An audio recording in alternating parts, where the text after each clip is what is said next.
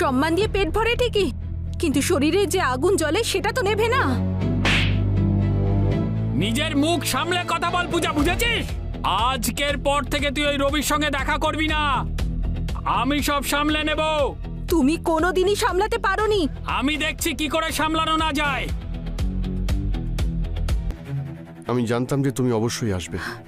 মহেশ আমাদের সন্দেহ করছে। সন্দেহ একটা হাওয়ার মতো হয়, যতক্ষণ দেওয়াল আছে কোনো ভয় থাকে না। আর যদি দেওয়ালটাই ভেঙে পড়ে যায়? তাহলে নতুন বাড়ি করতে হয়। আর এই বিষয়টা এতটাও সহজ হবে না। আমি তো কিছু করতে পারি।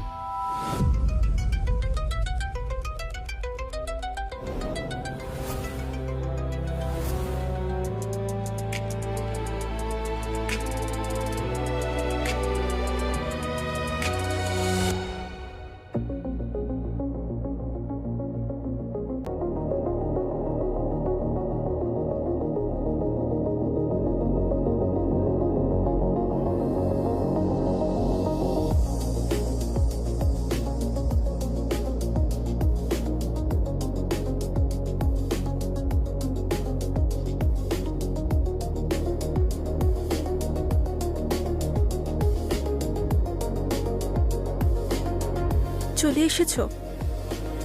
তুমি ডাকবে আর আমি আসবো না, এটা হতে পারে? ডাকতে তো হতোই, যাতে হিসাবটা সমান হয়। যদিও ঋণের বোঝাটা বেশি বেড়ে গেছে। তাহলে আজই সবকিছু দিয়ে দাও। হ্যাঁ, এমনিতে হয়। আগুনে হাওয়া লাগলে তো তুমিও পুড়বে। আমি তো তৈরি তোমার আগুনে পুড়ে যেতে। হ্যাঁ, সত্যি? তাহলে রবি, আজ আমাকে অনুভব করাও যে আমি বেঁচে আছি। তুমি বেঁচে আছো, আর আজ শুধু তুমি আর আমি।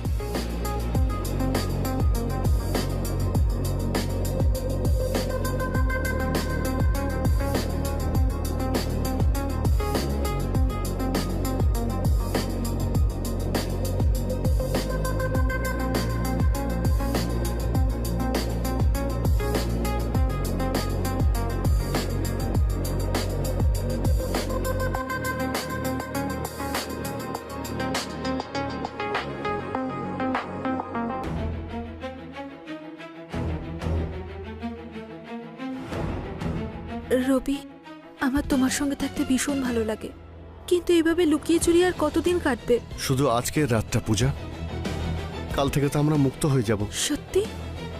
তাহলে থামলে কেন? আজ রাতটা আনন্দ করো। সেটা তো ঠিকই বলেছ।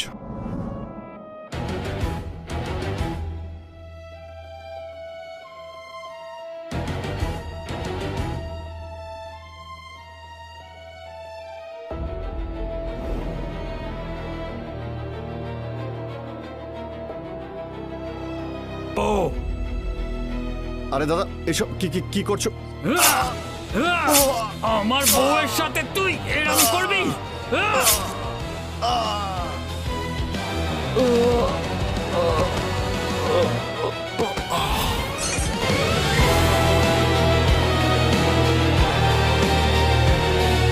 বদমাইশ কোথাকার!